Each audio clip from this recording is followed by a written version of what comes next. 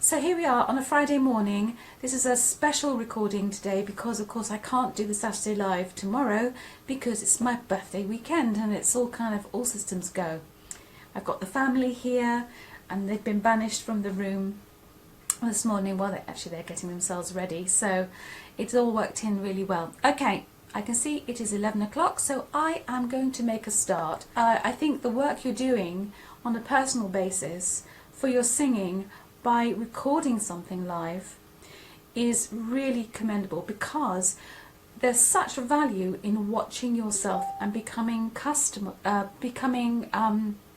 comfortable. Singers, you're the whole package, and I know you know that. You are the whole package, and therefore you've got to be comfortable in your own skin when you're singing. And one of the hold-ups for most people when they want to learn how to sing, some people just step into that spotlight and off they go, is finding out how to be comfortable about what you see and hear when you record yourself like that. And of course, these Fess Up Friday videos are little tiny windows of your time on your own, and I'm sure you feel very humble when you're doing them, just like I do. But please rest assured that it's really valuable to me to see how you're doing. And it's excellent work, honestly, it is excellent work. No matter how many times you might apologise for what you think you're doing, you are making great strides. Honestly, you really are. And so here's what we're going to do: a warm-up as normal, but I want you, please, today, this morning, or whenever you catch up with the recording, I want you to focus really hard on how you take that air in. Because obviously it's so easy to focus on everything else, because your ears are hearing the sound you're making and your brain is telling you this is the important thing, when it isn't. Okay, it really is not. You've got to back up a bit and just spend maybe a week working on your stuff, but thinking primarily about how you're getting that air in. It's the lifeblood of singing. You have to be able to take your air in a way that you get full maximum expansion of the lower part of your ribs. And of course that takes time. It takes the discipline of how that all works, the automation of it, the immediacy of it is really, really important. And again, I can remember those feelings of total inadequacy with my breathing. I can remember them so well. But the more you focus on not listening to yourself too much, don't be too judgmental, and just focus on the basics, it's gonna be great. Okay, you have to really believe that. All right, so let's begin with the breathing exercise. It's now 11:04. Okay, I can't make this a long one this morning because people are still waiting to get in the kitchen and they make too much noise. So I'm going to keep it fairly tight to 20 minutes. So now, if you're standing, that's great. Just check in your head what you're thinking about right now. Are you thinking about your central point of balance? Are you thinking about, how released are my shoulders?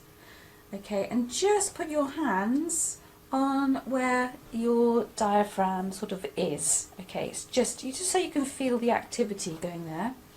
All right, hold air out.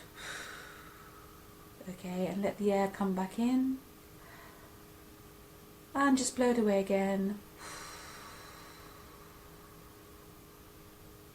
And let it come in. Okay, now what you should be feeling, and I'll stand up, though I hate this view of myself for obvious reasons. Okay, we're going to do it again, and watch my hands. I'm hoping that you'll be able to see. Maybe side on would be better, I don't know. You can see what's going. So hold air out, and then air in.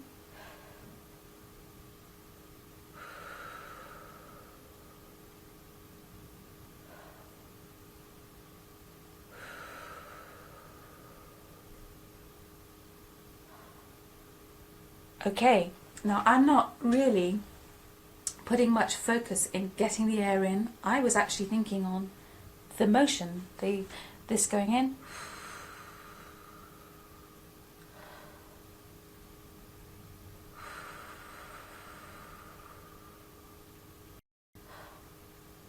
Okay, now if you can feel that feeling, you are well on your way, and that is what you've got to concentrate through all these exercises this morning.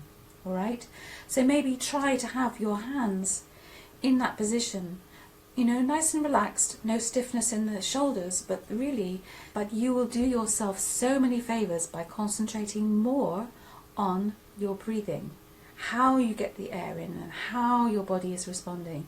Okay, now we're going to do the breathing exercise that you all know and love so well.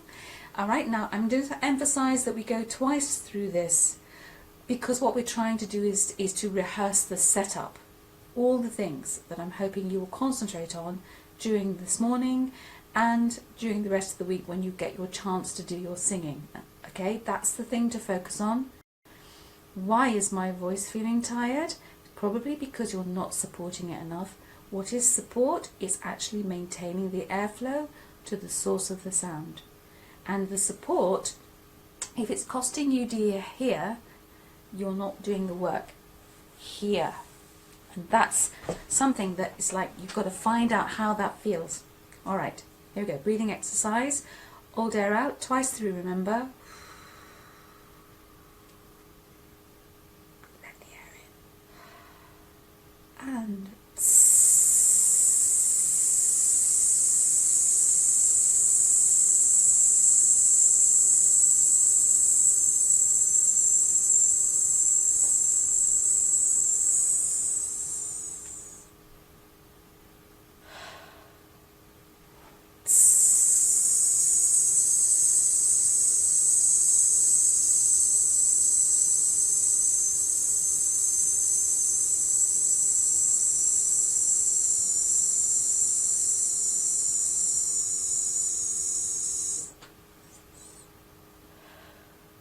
okay, now I want you to think about that, because what I'm trying to get you to have in a very automated sense is how your diaphragm works. It's working all the time. This is not something you can consciously make move. It moves because it's part of the nervous system. You know, that's the automated system, because that's what keeps us breathing. Okay, and singing is a big extension of that. So now let's go on to another exercise. We'll just do a few loose lip trills, but we're not going to do the pitched one today.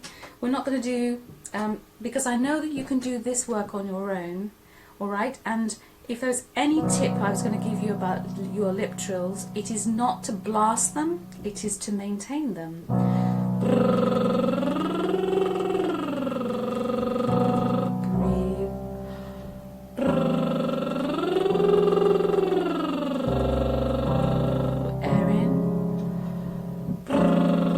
Etc. Okay, so every time you do a lip trill, try and keep it in sequence like that, creeping up, giving your body the rhythm it needs to kind of build those muscle memories.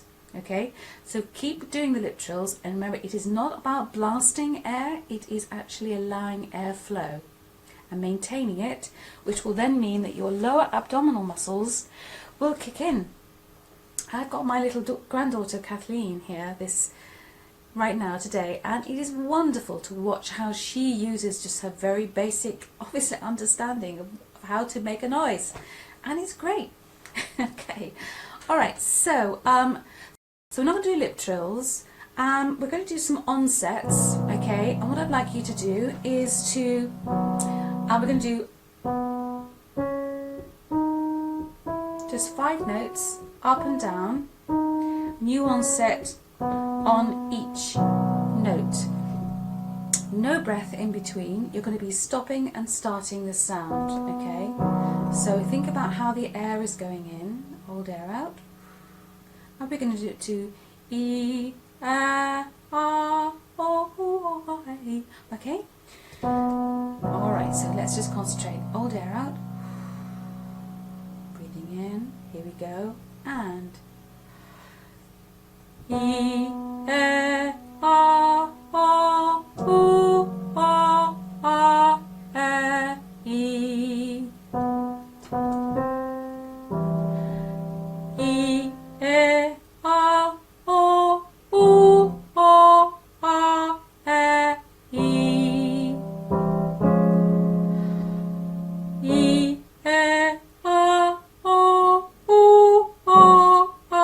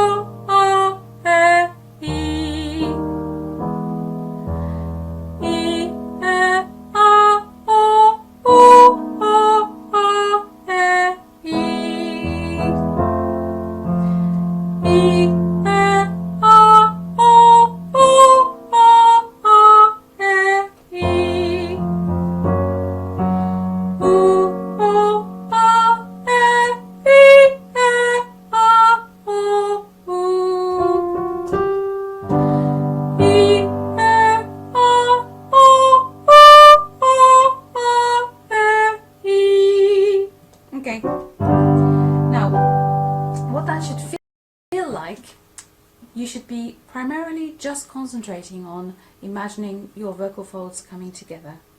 That's all. And when you get it right, it really does feel, like I said last week, it really does feel like you are sucking the sound in rather than pushing the air out. Ah, ah, ah, ah, ah, ah, ah, ah, ah, like a reversing bus, as I have often said. I mentioned to Lynn this week during her lesson, don't forget that there are 3 different types of onset, and only one is correct. All right, you can have a glottal onset, which is a kind of harshness. E, e, e, e. There's a kind of edge to the sound. You can have breathy onset. He, he, he, he, where the vocal folds don't quite come together enough, quickly enough, to prevent some air escaping through before they've really made that connection. Okay, and that is, I think in my little book of the A to Z of vocal technique, I think I've made a joke about how is your glottal chink, meaning there's a gap. Excuse me. Okay, and of course the one we really want is, drum roll, the balanced onset. All right, this is where the air hits the vocal folds just the right moment.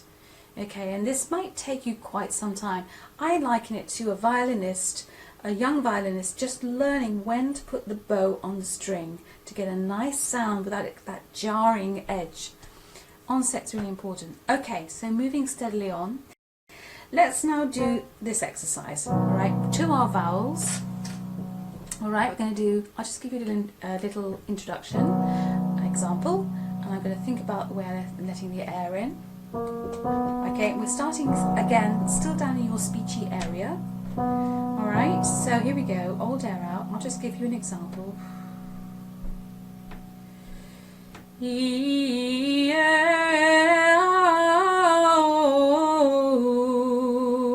Join in with me, here we go, breathing in.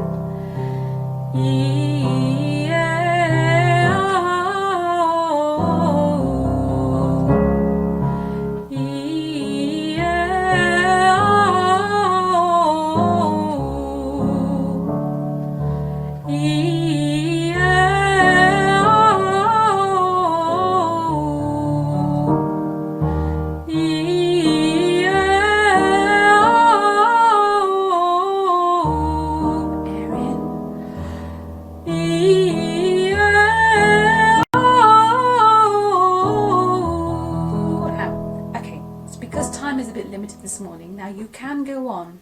That's probably kind of woken up your memories of the exercise, and one of the things that you can do to kind of vary this exercise is you can start putting consonants before each vowel. So I'll give you an example and you can work on this, and you could choose one.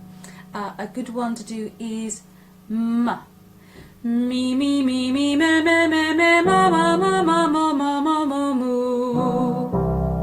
Me, me, me, me, me, me, me, me, ma, ma, ma, ma, ma, ma, ma, ma, moo, etc. Or you could do l or t, or even the more difficult one, which is g. So if you have a problem, say, accessing or knowing which part of the tongue you are accessing, so for example, n is the front part of the tongue coming up behind your teeth, n, n, n, whereas l, l, l, l, l, l is almost the same spot, whereas say k, k, k, k, it's actually further back on the tongue, and you could do ki, ki, ki, ki, ke, ke, ke, ke, ka, ka, ka, ka, ka, ka, ka, ka, ku, and the only thing I would say there is just be careful, get a mirror and watch yourself, because what we don't want to see is ki, ki, ki, ki, k, k, k, k, ka, ka, ka, lots of activity from your jaw.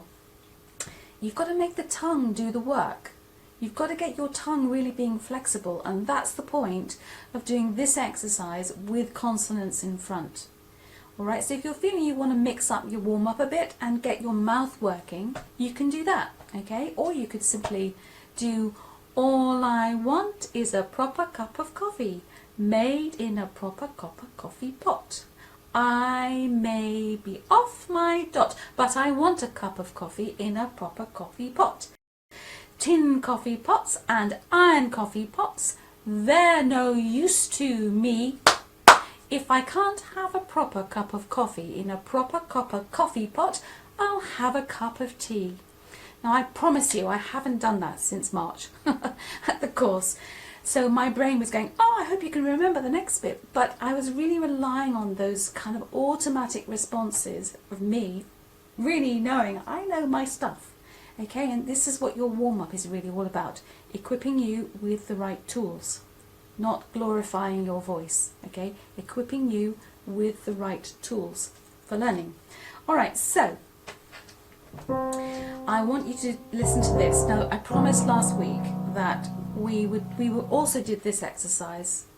Hang on, let's just backtrack. The one I've just done with the consonants, you can extend that exercise, as I've told you, and go up the full octave. Alright? You can do that. But last week I promised you that we would think about this exercise just extending your breath span a bit, and because this morning is all about breathing, that's where I want to sort of bring everything to a close. So let's just start in a reasonable area of your voice. Okay, I'm going to do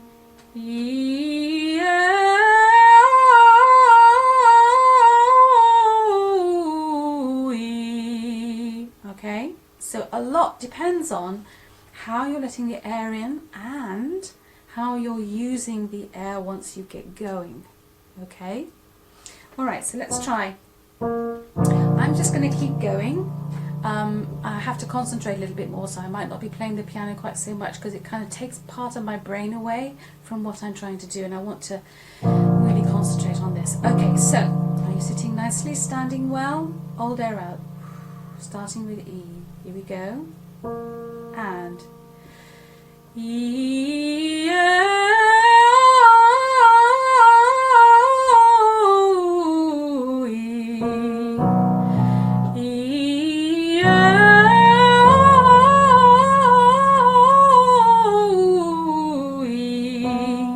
in.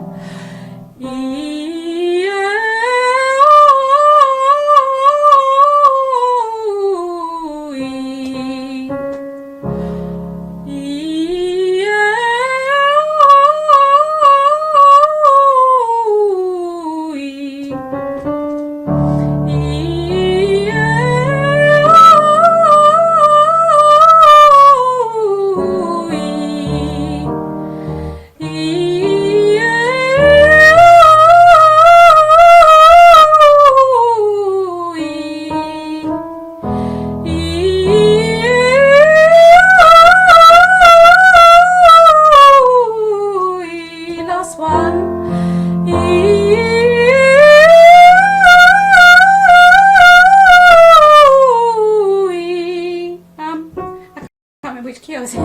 Okay. Alright, so what you probably felt there was it was a bit of a stretch on the top. If it was a bit of a stretch on the top, it's because we went up to G this time, whereas before we just stayed around the E and the Fs. So that the G at the top might just have felt a little bit different.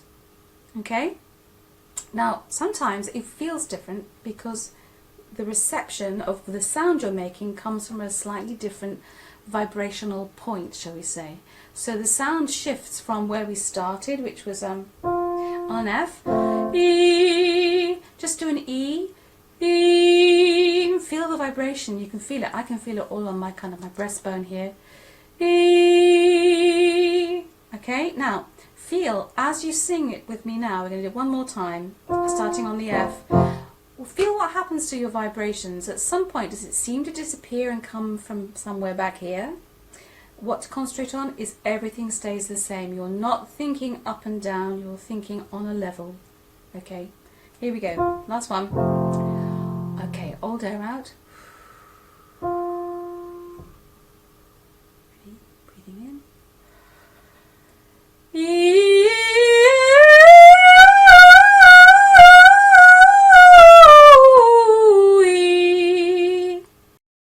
Yeah, I felt it go away and come back, and that's just because of the vibrations that you are causing by using your voice, because you know we are our instrument. We really are. It doesn't just all sit in there and that makes you a good singer. We are our instrument and you have to understand your body. Okay, so I'm going to stop there because time is a little bit limited this morning, but sometimes you learn badly and that's because you don't see the bigger picture. It's never a quick fix, it's always a much bigger issue. Okay, so that's my parting gift to you today. So happy singing, you're all doing a great job. All right, enjoy your singing. Bye for now.